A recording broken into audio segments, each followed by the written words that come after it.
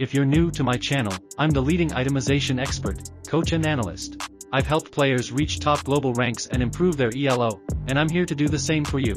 Today, I'm giving you my top 10 meta gold laners of the season, no particular ranking, so feel free to share your own order in the comments.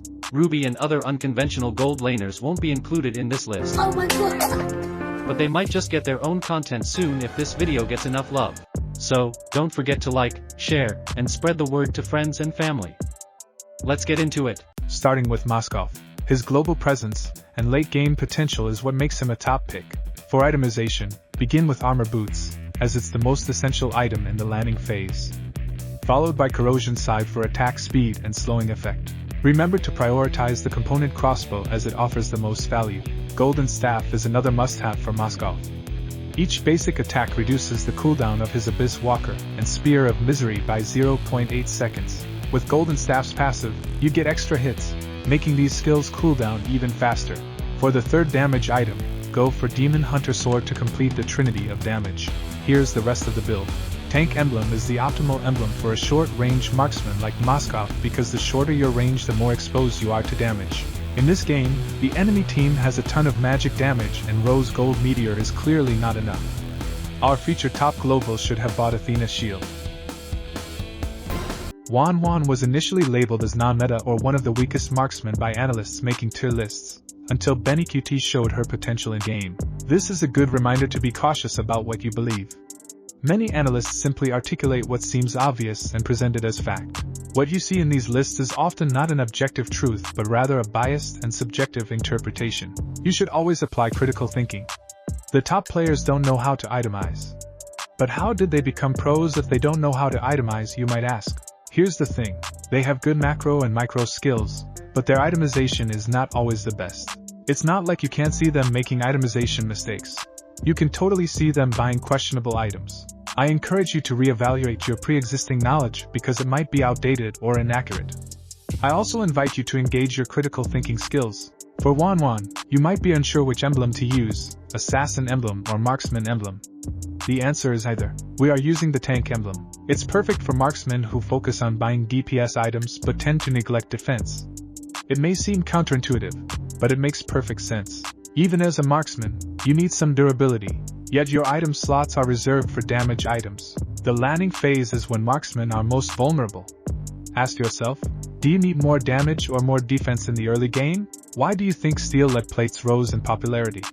That's because it's a solution to the landing phase problem, where marksmen are everyone's target. Since steel lead plates are no longer viable, it's another reason for using the Tank Emblem. As a marksman, you're not a major factor in the early to mid game.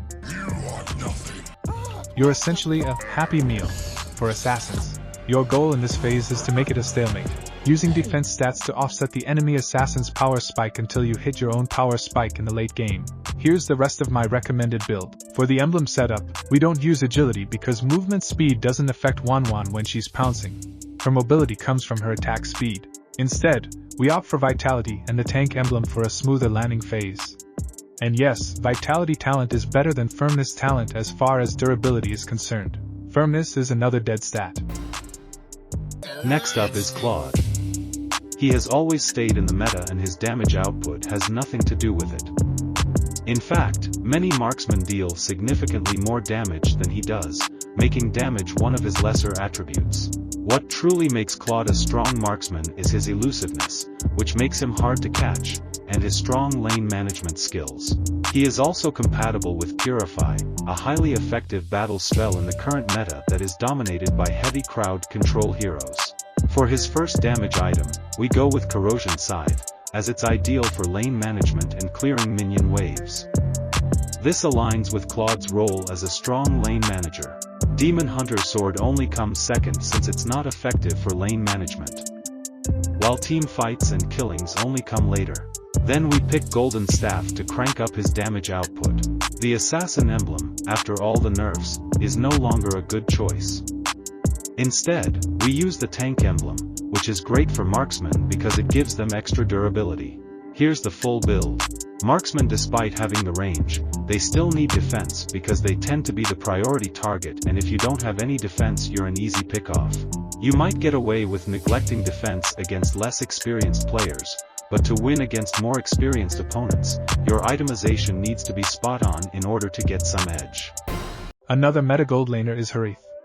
He is not a marksman, but he is often picked in the gold lane, not only for his strength there but also as a backup when the team's jungler underperforms. Unlike typical marksmen who need to grind through the early stages and only become impactful later, Harith can make a difference much earlier.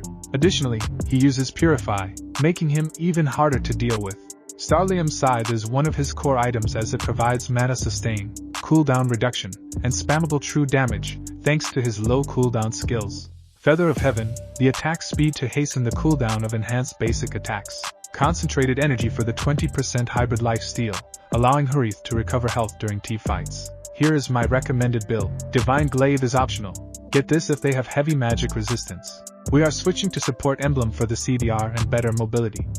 We set the talents to Inspire, Festival of Blood, and Lethal Ignition. We didn't set it to Agility because this is gold lane Harith and he is stationary in the gold lane. We also have Blood Wings that provide significant movement speed and some shield for durability. The major itemization mistake that I see from our featured top global here is the early Holy Crystal.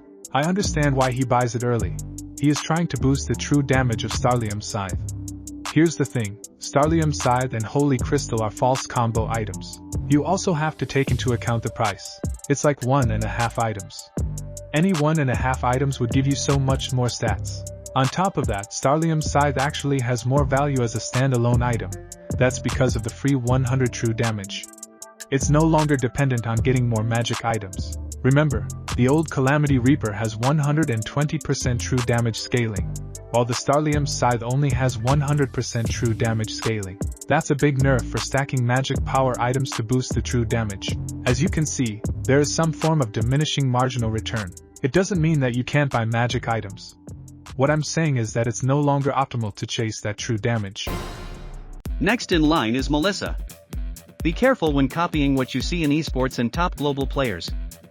You might confuse trends with the actual meta. Melissa is unable to keep up in the current meta, not because she's weak but due to players' lack of itemization knowledge. Players have a bias toward maximizing damage output but overlook that Melissa struggles with minion wave clearing and lane management. This is what is really holding her back, improper itemization. The solution is simple, just buy Windtalker for lane management. Since the cooldown of its passive Typhoon has been changed from crit to attack speed, we can now combine Windtalker and Golden Staff. Here's the rest of my recommended build. If you want to compete and max out your stats, itemization is essential. Mastering itemization can be tough, but you don't need to become an expert, just stay up to date. And even if itemization doesn't directly excite you, I bet winning does. If you want to gain an edge in the game, I invite you to join my private itemization club, where I share my secret itemization methods, insights and the latest innovation that you will not find anywhere else. Don't be left behind, this is the perfect time to join and stay updated on the meta itemization. On top of that, if you join now, you will get a free and guaranteed in-depth itemization guide for your favorite hero, and enjoy the rest of the perks. Next off is Beatrix. She is still a solid pick today due to her dynamic weapon system which grants her flexibility and adaptability. Just a few things to consider when drafting her. Beatrix can be a good pick against Lilia or similar heroes. They are within each other's range, and with Flicker, Beatrix can one-shot Lilia using her Weskier or poke from a distance with her sniper rifle. She's also helpful for securing the Lord in the late game. Most players relate to itemization based on their experience, especially players with high ELO. You may have good KDA or post-game stats. However, what you might miss are the variables affecting your results. Perhaps you are able to win due to your skills, but not necessarily because of your itemization. You could be using a suboptimal build and still win.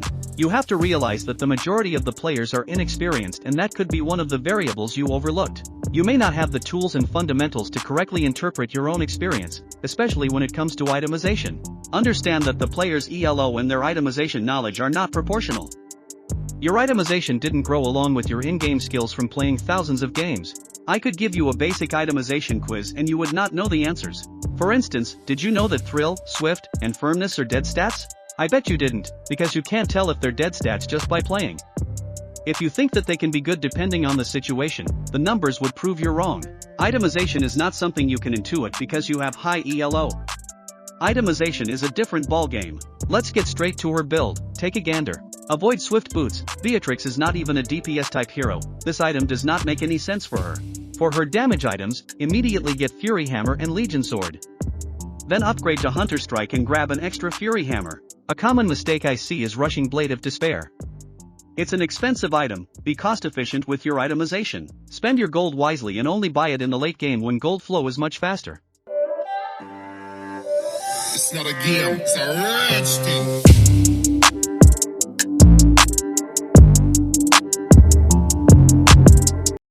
Another objection to itemization they might have. They might also say, it's just theory and experience is better.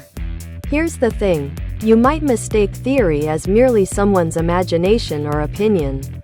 It's much more than that. Theory is based on facts and evidence. However, there are bad actors who generate random ideas with no basis. They're not one of us. Hopefully, this rationale will help you address your skeptical teammates' objections and effectively counter their arguments. Moving on to Brody's RBB or real best build. If you're new to pen stacking, you've been missing out big time. Some players are indifferent to buying an extra Fury Hammer only to sell it in the late game. You need to understand that buying and selling is not a new concept. We see it with Immortality, Rose Gold Meteor, Winter Crown and Steel Leg Plates. However, because you don't see your idols buying an extra Fury Hammer only to sell in the late game, you never imagine its potential. Don't be a blind sheep that only copies pro builds. Learn correct and proper itemization. And if you have high elo and high ego, let it go, it's not helping you grow. Here's my recommended build.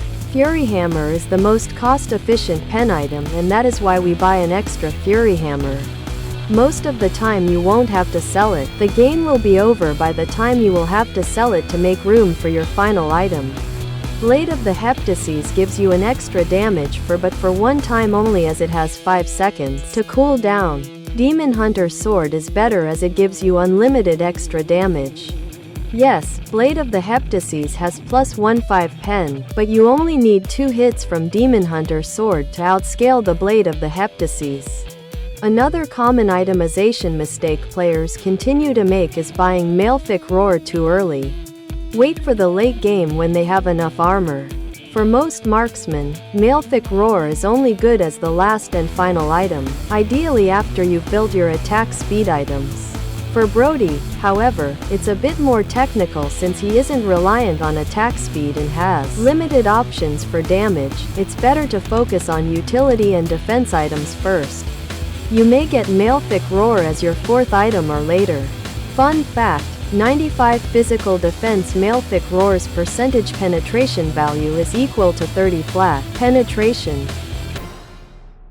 Next on our list is Karrie. You may have seen tank build Karrie. Do you really think that was meta? It was a trend, not meta. People can have this bandwagon mentality. When they see the pros using it, they immediately think it's good absent critical thinking. Moving on to the itemization. Corrosion Scythe comes first as it has a leg up on other damage class items. It comes with extra movement speed, a slowing effect, and a strong component which is Swift Crossbow. We continue with Golden Staff to maximize our damage output. You can delay purchasing Demon Hunter Sword. It's not necessary to buy it as your 3rd item. You can opt to purchase some armor or even Wind of Nature, depending on which one you need the most. Here are the rest of the recommended builds, take a gander. For the battle spell, you can choose from Purify, Flicker, Inspire, or even Aegis.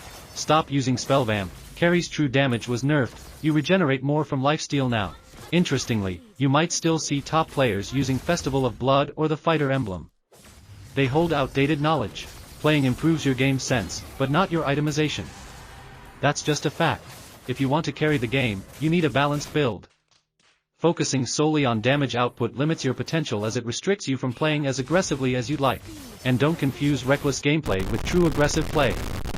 That's how most players justify bad decision making. No matter how high your damage is, it's useless if you're dead, because a dead hero deals no damage. We actually see Kelra getting punished in this game due to a lack of durability. For damage type items are more than enough for Karrie. As a short-range hero, she often puts herself in the danger zone. While she does have dashes, that's not always enough. It's impossible to anticipate all incoming damage. Her short range will always be her own kryptonite. Karrie's true damage also reduces the value she gets from Malefic Roar's penetration, making it less impactful for her overall build. Balancing offense with defense is crucial to avoid being overly vulnerable in fights.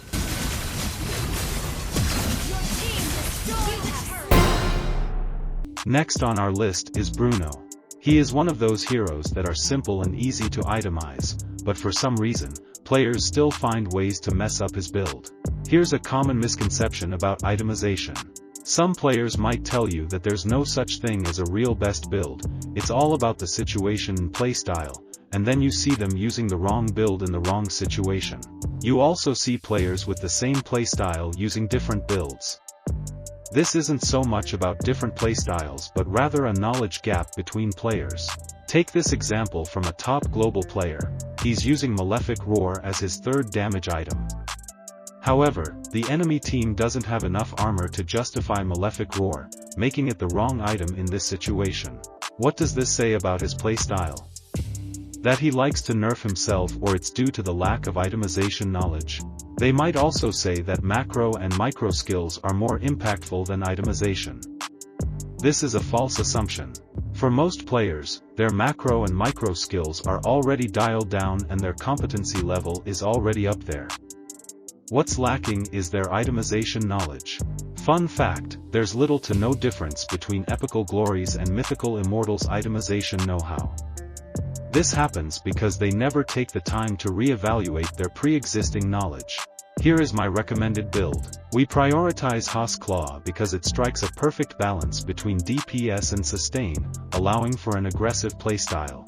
It's also common to see players neglect durability. Another fallacy is when players claim they prefer an aggressive playstyle, choosing damage-oriented items while neglecting defense. Ironically, this approach often has the opposite effect as it leads to passive play, since the player becomes too squishy to engage effectively. Let me know what other common misconceptions or fallacies that you can think of.